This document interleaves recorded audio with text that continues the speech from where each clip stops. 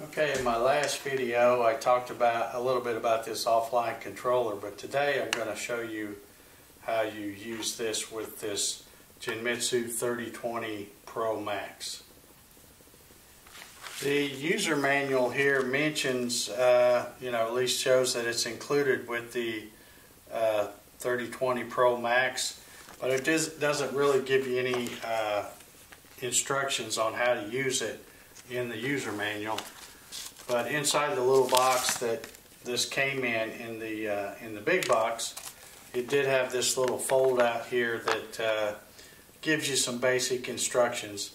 And let me just say up front that this is a very, very basic, little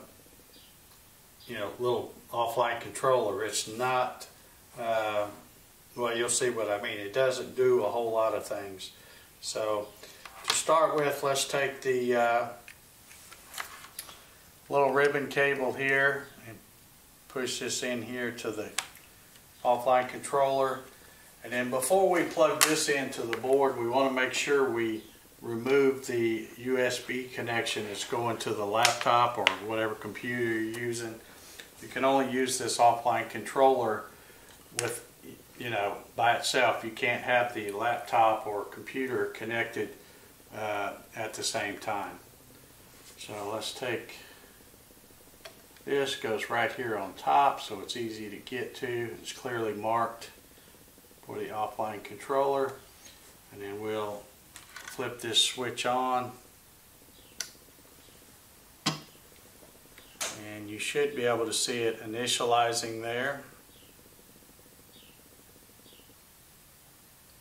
And the first thing that comes up here, I'm not sure how clear this is going to show up, but it comes up with a menu. The first menu shows control and then file. So you can choose by pushing the Y plus and Y minus button to choose between which one of those you want to use. So I want to start with the control, and then you hit the OK/spindle button right here in the middle. So we'll hit that, and that will load the control page.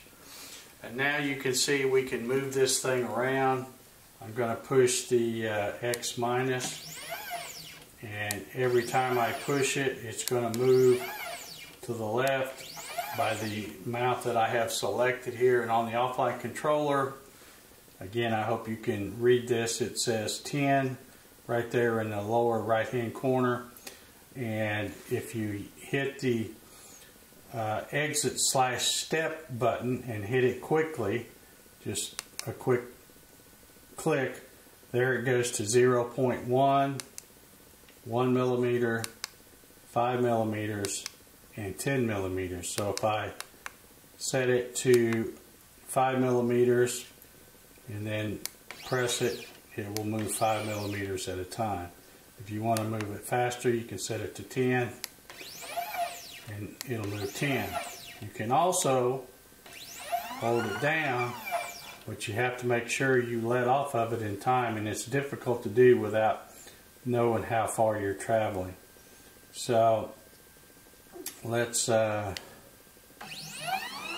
this back a little bit too, and I'm just going to pretend that I want my origin set somewhere over here.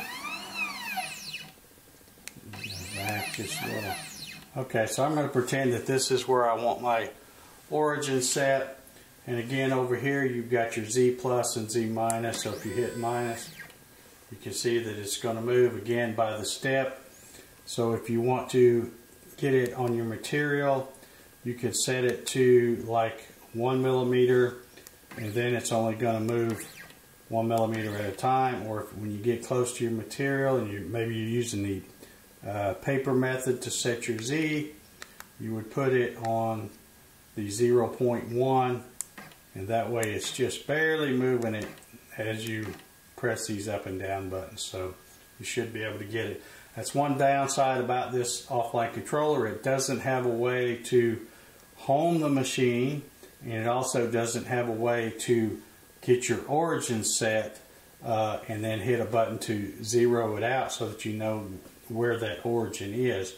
So like I said, it's very basic controls, and you know, you would need to be extra careful in running this to make sure that you don't lose, you know, because if something happens and it stops, you're going to have to start over again, and you're not going to be able to find that origin.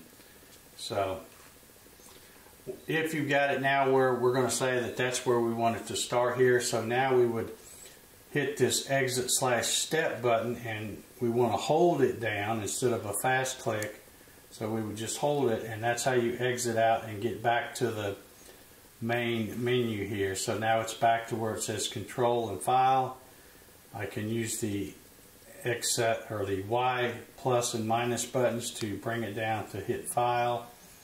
Then I can hit OK, and I'll pick the file that I want. I'm just going to pick this first one. I don't know if you can read this or not, but this doesn't allow for very many characters, so it's difficult to see what you've got on the SD card. But once you select the file you want, hit OK, and then it will say ready to print. And if everything is ready, you just hit the OK button.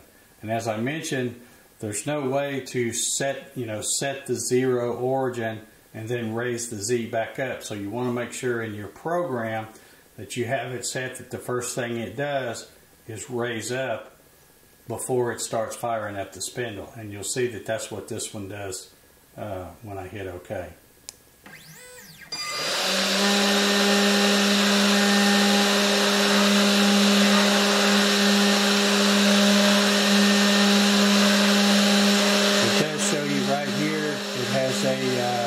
Percentage printed is what they're calling it. So it gives you a little bit of an idea how long the program is. It's just now past 10%, but it's not like having a DRO like you would have if you're using a computer.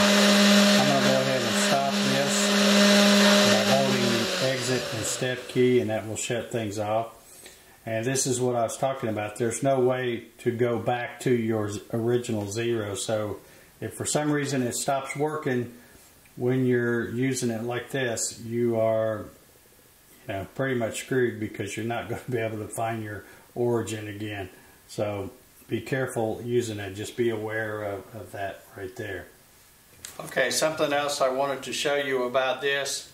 I mentioned that the instructions are just that one little folded up piece of paper, but if you take your USB connection from your computer, there's a little slot here, or port I guess, where you can put this, if I can get it turned the right way, there we go. Plug that in right there, and what that does is it acts as if this thing is now like a flash drive or a thumb drive. So you can actually go into your Explorer over there on your computer and read this just like you would a thumb drive. So you could transfer files from the computer to this SD card, and I'll pull this out real quick to show you. It has one of these SD card adapters, and it has one of the little mini SDs that slide into that adapter. So you could load files onto this by sticking this in your computer if you wanted to, but probably the easier way to do it would be to do like I'm showing here and plug your USB in. Like I said, it recognizes this on my computer. It shows this as an E drive, so it's just like having a thumb drive attached. So you could plug this in, move your files to your SD card, then unplug this again when you're done. And now you've got whatever files you've loaded on there, and you're ready to run.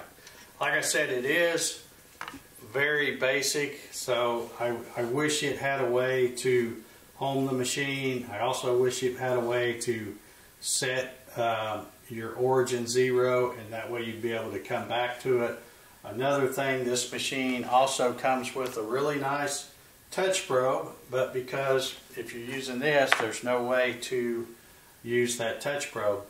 But I do want to say I saw a video, and I will put a link to it down in the video description here, but there's another video on YouTube where they show how to use an alternative firmware that you can get and install on this offline controller, and it really makes it much nicer. I mean, it doesn't add any buttons. It's still only got the same buttons, but you can use a button, and I don't know which one. I'd have to go back and watch the video. But you can hit a button and it will home the machine. You can jog it around, and when you get it set, you can actually set your user origin. So that way, if it should mess up when it's running, you would be able to go back and start over and be able to find that point, which is really important. You know, anybody that runs a CNC knows that once you lose your origin, that piece is pretty much wasted. So anyway, that's I'll put that link down below in the description. You can check that out. I probably myself won't use this offline controller much because I like having it connected with the G-Sender control software and being able to, you know, see the graphics on there, and I don't know, it's just a lot easier to me than to try to use this. But another thing I should mention too is when I had this connected and did it like a flash drive, I copied everything that was on this SD card and made a copy of it and put it on the computer. And then as I looked through it, there was a folder called User Guide, and it had much more detailed instructions in the form of a PDF file on how to use this controller. So rather than try to look at this little piece of paper, which to me was kind of hard to read, but they have a nice PDF file that you can look at and even print out if you want. It has much more detail on how to use that. So anyway, still kind of a nice little feature that they include this. There might be some cases where you would want to use it, I guess, but hopefully you got something out of this video. And if you haven't already, think about subscribing and make sure you hit the thumbs up button. And until the next time, thanks for watching.